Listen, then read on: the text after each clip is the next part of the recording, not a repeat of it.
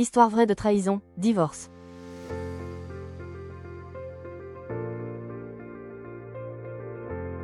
Bonjour à toi, et bienvenue. L'histoire que je m'apprête à te confier est celle d'un jour où j'ai cru tout perdre, sans savoir que le passé venait me rendre justice. Avant de commencer, si tu crois que le bienfait n'est jamais perdu, je t'invite à t'abonner, à activer la cloche pour ne rien manquer, et à laisser un pouce bleu pour soutenir la force de nos récits. Merci. T'es-tu déjà senti si petit, si insignifiant, que ta propre vie te semble être une histoire écrite par quelqu'un d'autre, une histoire où tu n'as plus le droit de tourner les pages? Moi, c'est Adja. Et ce matin-là, dans la froide salle d'audience du tribunal de Dakar, j'étais le personnage secondaire de ma propre tragédie. L'air conditionné me glaçait les os, mais ce n'était rien comparé au froid qui émanait de l'homme assis en face de moi. Cet homme, c'était Moussa. Mon mari depuis 25 ans. L'homme pour qui j'avais tout sacrifié. Il était magnifique dans son costume 3 pièces taillé sur mesure. Il chuchotait avec son avocat, un homme au sourire carnassier qui me regardait de haut, comme si j'étais une simple formalité, une tâche sur le contrat impeccable de la nouvelle vie de son client. Moussa ne me regardait même pas. Pour lui, j'étais déjà du passé. Une relique. Mon esprit s'est mis à vagabonder, loin des murs blancs et impersonnels de ce tribunal. Je nous ai revus, 25 ans plus tôt. Nous n'avions rien. Nous partagions une seule pièce dans le quartier de la Médina. Lui était un jeune étudiant en commerce, brillant, plein de rêves plus grands que ses poches. Moi, je vendais des beignets et du café tout bas au marché Sandaga, du lever du soleil jusqu'à la tombée de la nuit. Chaque pièce que je gagnais était pour lui. Pour ses livres, pour ses transports, pour qu'il puisse manger à sa faim et étudier l'esprit tranquille. Je me souviens des nuits où je veillais à la lueur d'une bougie pour repriser sa seule chemise présentable. Je me souviens du jour où j'ai vendu en secret la chaîne en or de ma mère, mon seul héritage, pour payer ses frais d'inscription à un concours qui a changé sa vie. Quand il me remerciait, les larmes aux yeux, je lui caressais la joue et je lui disais toujours la même chose, ta réussite sera ma réussite. Nous sommes un. Ton combat est mon combat. Et il a réussi. Oh oui, il a réussi au-delà de toutes nos espérances. Son entreprise de logistique est devenue un géant. La petite pièce de la Médina a été remplacée par une immense villa aux Almadies, avec vue sur l'océan. Mes beignets ont été remplacés par les plats de grands chefs. Et moi, j'ai été remplacée par une femme plus jeune, une femme qui n'avait jamais connu l'odeur de l'huile de friture, une femme qui portait les bijoux que je n'avais jamais osé m'acheter. Le jour où il m'a annoncé qu'il voulait le divorce, il l'a fait sans la moindre émotion. Adja, nous n'avons plus rien en commun. J'ai évolué. Toi, tu es restée la même. Je te serai reconnaissant, bien sûr. Je te laisserai de quoi vivre décemment. Décemment. Ce mot résonnait en moi comme une insulte. 25 ans de ma vie, de ma sueur, de mes prières, de mon amour inconditionnel. Tout ça valait une pension décente. Son avocat a pris la parole, me tirant de mes souvenirs. Sa voix était mielleuse, condescendante. Il a fait le portrait de Moussa, l'homme parti de rien, le génie des affaires.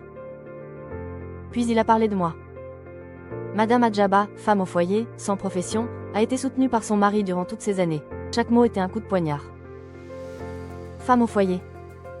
J'ai ri intérieurement. J'avais été son comptable, sa conseillère, sa confidente, son infirmière, la mère de ses enfants qui étaient maintenant grands et qui, influencés par leur père, me regardaient avec un mélange de pitié et de gêne. L'avocat a conclu en présentant l'offre de Moussa. Une somme forfaitaire. De quoi louer un petit appartement et vivre modestement. Pas un sou de plus. Pas une part de la société que j'avais aidé à bâtir. Rien. Moussa m'a enfin regardé. Il y avait de l'impatience dans ses yeux. Il voulait que j'accepte, que je signe, que je disparaisse. Que je le laisse libre de profiter de la vie que j'avais construite pour lui. La juge a pris la parole. C'était une femme d'une quarantaine d'années, son visage était sévère, impénétrable derrière ses lunettes. Elle n'avait montré aucune émotion jusque-là. On la disait incorruptible, dure mais juste. Son nom était juge Aïssatou Diop. Elle a consulté les documents, puis a levé les yeux vers moi. Madame Ba, avez-vous quelque chose à déclarer avant que je n'étudie cette proposition? Tout le monde s'attendait à ce que je pleure, que je supplie, ou que je me taise, vaincue. Mon propre avocat m'avait préparé à la défaite.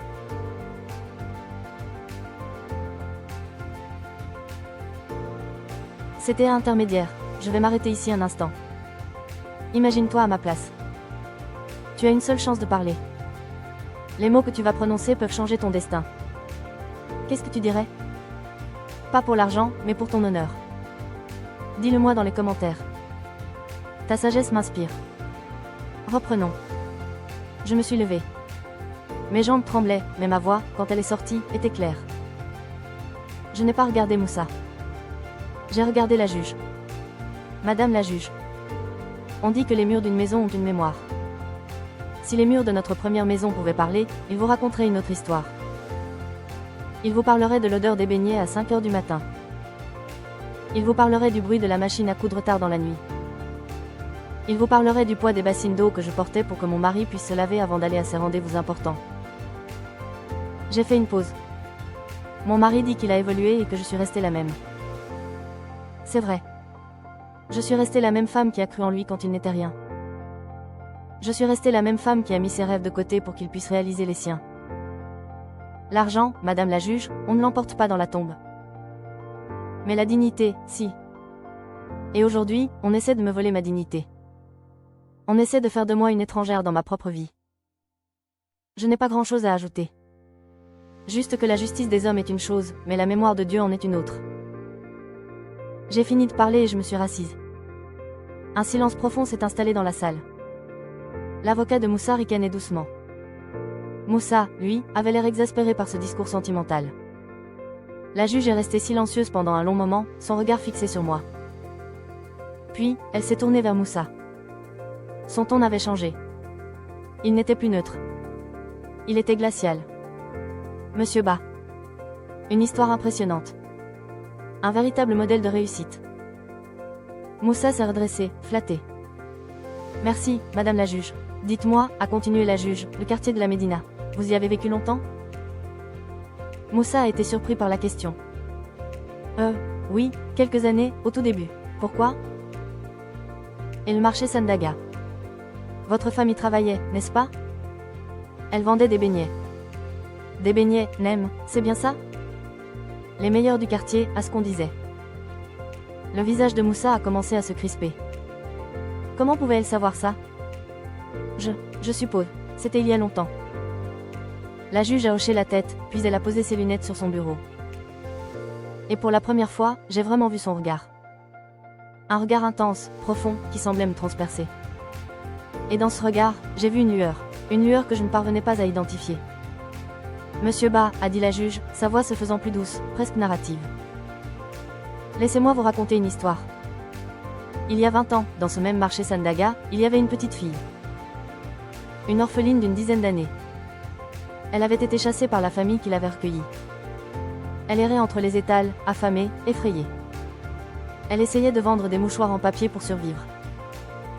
Mon cœur a raté un battement.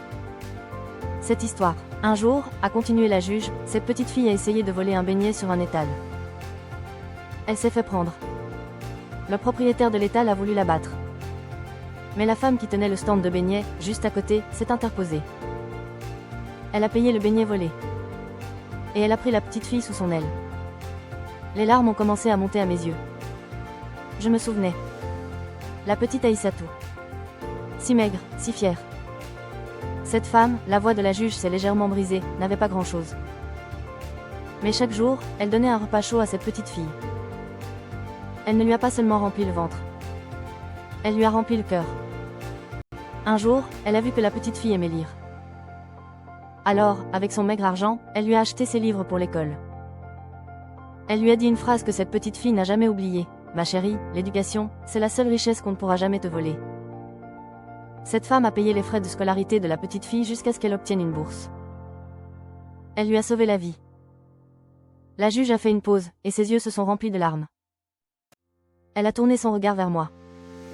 Cette femme qui vendait les meilleurs beignets du marché, c'était vous, Madame Adjaba. Puis, elle s'est tournée vers Moussa, dont le visage était devenu couleur de cendre. Et cette petite fille, Monsieur Ba, cette petite orpheline que votre femme a sauvée de la rue, c'était moi. Le silence dans la salle d'audience était total. On aurait pu entendre une épingle tomber. L'avocat de Moussa avait la bouche grande ouverte. Moussa, lui, semblait avoir vieilli de 10 ans en 10 secondes. Il me regardait, puis regardait la juge, l'horreur et l'incompréhension se peignant sur son visage. La juge a remis ses lunettes. Sa voix était redevenue celle d'une magistrate, mais chargée d'une autorité nouvelle, écrasante. J'ai donc un conflit d'intérêt personnel dans cette affaire. Je vais me récuser et laisser un autre juge statuer. Mais avant cela, laissez-moi vous dire, maître, dit-elle en s'adressant à l'avocat de Moussa, que votre proposition est une insulte non seulement à cette femme, mais à la justice elle-même. Elle s'est levée. Vous avez raison, Madame Ba, a-t-elle dit en me regardant avec une infinie gratitude. La mémoire de Dieu est grande. Et parfois, il lui donne un petit coup de pouce. L'audience est levée. Je n'ai pas eu besoin d'un autre juge. Paniqué à l'idée de ce que la justice pourrait lui réserver, Moussa m'a accordé tout ce que je demandais. Pas 50%. 60%. Il a signé sans discuter. Il avait peur. Pas de la loi. Mais du destin. En sortant du tribunal, libre et la tête haute, j'ai compris. Ce jour-là, au marché, il y a 20 ans, en donnant un beignet à une enfant affamée, je n'avais pas seulement fait un acte de charité. J'avais fait un investissement. Le plus rentable de toute ma vie. J'avais investi dans la bonté. Et les dividendes venaient de m'être versés.